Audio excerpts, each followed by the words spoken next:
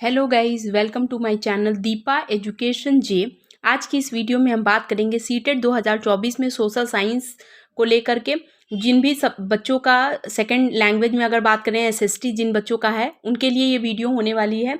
ये वीडियो को लास्ट तक देखिए। अगर सेशन पसंद आए तो प्लीज़ चैनल को लाइक कीजिए, सब्सक्राइब कीजिए, शेयर कीजिए।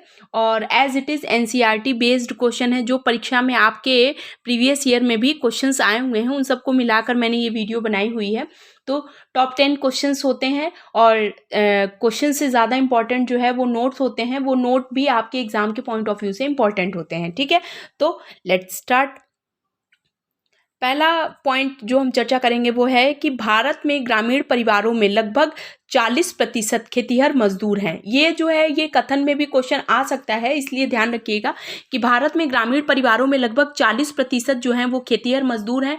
दूसरा, सुल्तान का स्वप्न, सुल्ताना का स्वप्न या सुल्ताना का स्वप्न शीर्षक था, इसे लिखा था रुकैया सुखावत हुसैन ने। ठीक है, ये भी ध्यान रखिएगा, बहुत इंपॉर्टेंट क्वेश्चन है। अब इन दोनों क्वेश्चन से रिलेटेड मैं नोट आपको बताती हूँ।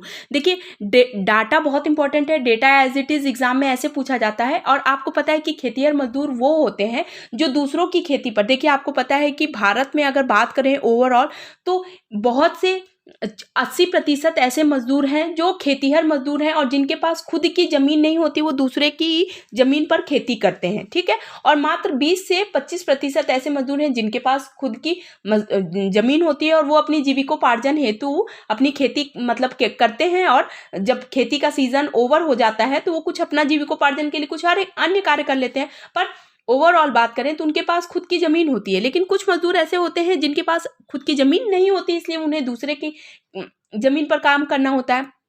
तो भारत में ग्रामीण परिवार की अगर हम बात करते हैं तो ग्रामीण परिवार यानी उसमें से 40% ऐसे व्यक्ति होते हैं जो खेतीहर मजदूर होते हैं। ठीक है, तो ध्यान रखिएगा। अब सुल्ताना का स्वप्न की बात करें तो इसका शीर्षक था रुकैया सुखावत हुसैन ने इसे लिखा था। और एक चीज़ यहाँ पर और बताती हूँ कि रुकैया सखावत हुसैन के बारे में अगर हम बात करते हैं तो आपको पता है कि जब हम औद्योगिक क्रांति का जब समय था, ध्यान रखिएगा बहुत इंपॉर्टेंट है, उसके बाद से बहुत टाइम बाद जब उपन्यास छपने लगा तो लोगों में एक जो धारणा बनी हुई थी वो ये थी कि जो महिलाएं होती थी उनको ना उपन्यास पढ़ने का अधिकार होता था और ना वो बातचीत कर सकती थी, ना दूसरे महिलाओं के साथ अपने विचारों को रख सकती थी। घर परिवार देखना, काम करना, यही उनके दिनचर्या का उद्देश्य होता था और यही कार्य वो करती रहती थी। लेकिन बहुत बाद में कुछ जो अमीर घर की कुलीन वर्ग की महिलाएं जो होती थी, जिनके पास मतलब अच्छा पैसा होता था, वो चोरी से उपन्यास पढ़ लेती थी। और उपन्यास का जो पढ़ने का उद्देश्य होता था, तो आपको पता है कि बहुत बाद में ऐसे भी उपन्यास छपने लगे जो महिलाओं के हित के लिए होते थे, उनके कामकाज से रिलेटेड होते थे, तो महिलाओं का एक इंटरेस्ट बनता चला गया। ऐसे में खुद एक आत्मकथा लिखना ये बहुत बड़ी बात होती थी। तो सुल्ताना का स्वप्न की बात करें तो ये जो रुकैया सखावत हुसैन है, ये जब छोटी थी, इनकी शादी बचपन में हो गई थी और बचपन के बाद से ये किस तरीके से चोरी कर के पढ़ती थी, पन्ने छुपा के कहीं दबा के रख के फिर निकालती थी और फिर चोरी से पढ़ती थी। तो इस तरीके से आगे चल के उन्होंने किस तरीके से अपने जीवन में किस तरीके से पढ़ा है और पढ़ाई को उन्होंने किस तरीके से तवज्जो दिया है, ये सारा उन्होंने अपने इस शीर्षक में लिखा है, अपनी कहानी में लिखा है। ध्यान रखिएगा, इंपॉर्टेंट है। आगे क्वेश्चन, राज सुंदरी देवी की आत्मकथा का नाम बताइए। तो अमार जीबोन, ये बहुत इंपॉर्टेंट है और किसी भी भारतीय महिला द्वारा लिखित पहले आत्मकथा यही था। ठीक है, देखिए राज सुंदरी देवी के बारे में भी बात करें तो ये भी उसी से रिलेटेड है। आपको पता है कि मैंने आपको अभी दूसरे क्वेश्चन में बताया कि महिलाओं की जो एक कंडीशन होती थी वो पहले समय में बहुत अच्छी नहीं होती थी। तो इन्होंने क्या किया था, एक आत्मकथा लिखी जो स्वयं से रिलेटेड थी, अमार जीबोन, यानी अपने जीवन में उन्होंने किस तरीके से पढ़ाई को, किस तरीके से उन्होंने महिलाओं के हितों के लिए कार्य किया, वो सारा कुछ इन्होंने अपनी आत्मकथा में वर्णन किया है। तो एक क्वेश्चन आपसे ऐसे भी पूछ सकता है कि अमार जीबोन किसकी आत्मकथा है, तो राजसुंदरी देवी की है और किसी भी भारतीय महिला द्वारा लिखी गई पहली आत्मकथा जो है वो इसी को मानी जाती है। ठीक है, आगे क्वेश्चन, ग्रामीण परिवारों में से प्रत्येक 5 परिवारों में से, ये भी बहुत इंपॉर्टेंट है, अगर हम ग्रामीण परिवारों की बात करते हैं तो प्रत्येक 5 परिवार में से 2 परिवार जो होते हैं वो खेतीहर मजदूर के होते हैं। ध्यान रखिएगा, बहुत इंपॉर्टेंट है।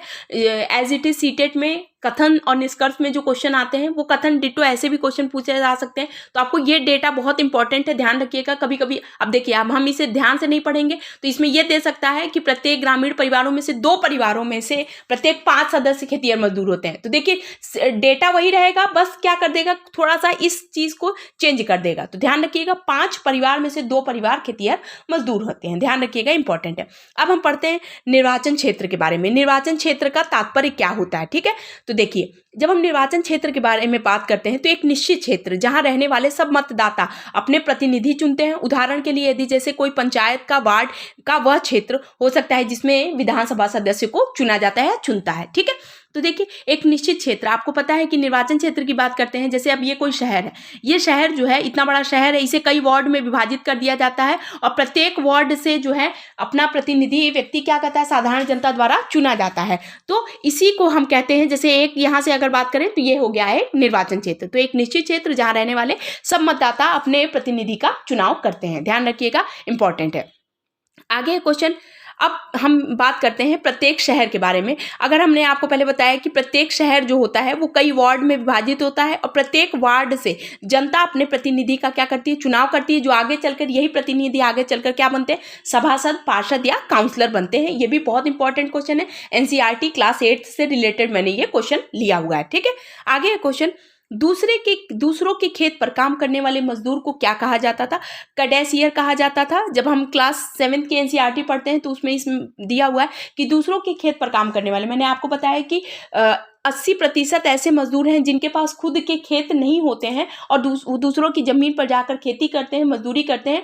तो ऐसे मजदूर को, जो दूसरों के खेत पर काम करने वाले होते हैं, उनको कैडेसियर कहा जाता है। सीटेट में आपसे एज इट इज ऐसे क्वेश्चन पूछ सकता है कि कैडेसियर से आशय है दूसरों के खेत पर काम करने वाले मजदूर। दूसरा, एक मुद्रा हो सकती है। तीसरा, जोत का एक आकार हो सकता है। तो इस तरीके से जब आपको ये चीजें एकदम बिल्कुल क्लियर होंगी, वही तभी आप आंसर टिक कर सकते हैं। तो कैडेसियर किसको कहा जाता था, तो दूसरों के खेत पर काम करने वाले मजदूरों को कैडेसियर कहा जाता था, ठीक है। आगे है क्वेश्चन, स्वच्छ भारत मिशन की शुरुआत कब होती है।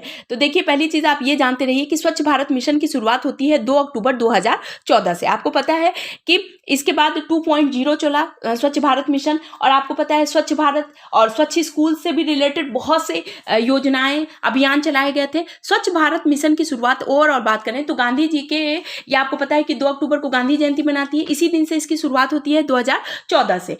तो स्वच्छ भारत मिशन की अगर हम बात करें तो आपको पता है, जब हम एनसीईआरटी पढ़ते हैं तो एक डाटा इंपॉर्टेंट है कि सबसे स्वच्छ शहर की अगर बात करते हैं तो एनसीईआरटी में ध्यान रखिएगा चंडीगढ़ है आंसर, ठीक है। ध्यान रखिएगा, इंपॉर्टेंट है चंडीगढ़, और दूसरे नंबर पर है सूरत, ठीक है। दूसरे नंबर पे है सूरत। एनसीईआरटी में पहले नंबर पे स्वच्छ भारत के अंतर्गत जो सबसे स्वच्छ शहर है वो है पहला चंडीगढ़ और दूसरा हो गया है सूरत। जबकि अगर हम आर्थिक सर्वे जो स्वच्छ रिपोर्ट आती है, जो स्वच्छ भारत मिशन की जो रिपोर्ट आती है, उस रिपोर्ट के अनुसार पहले नंबर पे अगर बात करें तो इंदौर है। ध्यान रखिएगा, एमपी का इंदौर लगातार कई सालों से प्रथम स्थान पर बना हुआ है स्वच्छता के मैटर में। लेकिन आप चूंकि एनसीईआरटी के बेस्ड अगर क्वेश्चन आते हैं तो पहले नंबर पे हो गया चंडीगढ़ और दूसरे नंबर पे हो गया सूरत। जबकि जो स्वच्छ भारत मिशन की रिपोर्ट जो भारत सरकार द्वारा निकाली जाती है उसमें पहले नंबर पे है इंदौर, जो लगातार कई सालों से प्रथम स्थान पर है, और दूसरे स्थान पर सूरत है। तो ध्यान रखिएगा, ये दोनों डेटा जो मैं बता रही हूँ ये भी बहुत इंपॉर्टेंट है। एज इट इज डेटा से रिलेटेड क्वेश्चन सीटेट में आते आए हैं और हर बार परीक्षा में एक ना एक क्वेश्चन पूछ लिए जाते हैं, तो इसलिए मैं ये बता दे रही हूँ। क्यों? क्योंकि डेटा से रिलेटेड प्रश्न आपकी परीक्षा में पूछे जा सकते हैं, ठीक। अब दूसरा एक क्वेश्चन जो सबसे इस सीरीज का लास्ट क्वेश्चन अगर हम बात करेंगे तो अनुच्छेद 22 जो है, आपको पता है कि अनुच्छेद से भी रिलेटेड क्वेश्चन आते हैं।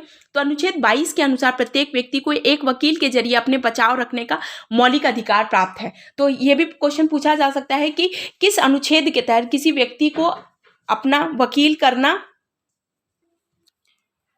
तो ये अनुच्छेद 22 जो है वो बताता है कि मैंने प्रत्येक अगर कोई व्यक्ति को हिरासत में लिया गया तो एक वकील के जरिए वो अपना बचाव रख सकता है और ऐसा उसको रखना मौलिक अधिकार है। आपको पता है कि वर्तमान में मौलिक अधिकारों की संख्या जो है वो है 6 और स्टार्टिंग में इनकी संख्या थी 7, और 7वां जो आपको पता है कि जो संपत्ति का अधिकार है उसे हटा के कानूनी अधिकार बना दिया गया।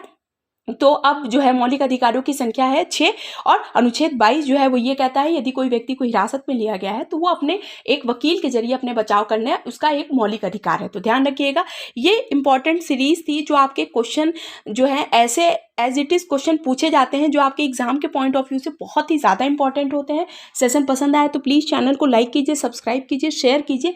प्रीवियस ईयर से रिलेटेड चूंकि ये वीडियो है तो आप देखिए कि प्रीवियस ईयर में ऐसे प्रश्न परीक्षा में पूछे जाते हैं। तो आई होप आपके लिए वीडियो बहुत ज़्यादा इंपॉर्टेंट होगा। कुछ भी क्वेरी हो तो आप हमें कमेंट सेक्शन में पूछ सकते हैं। Thank you so much.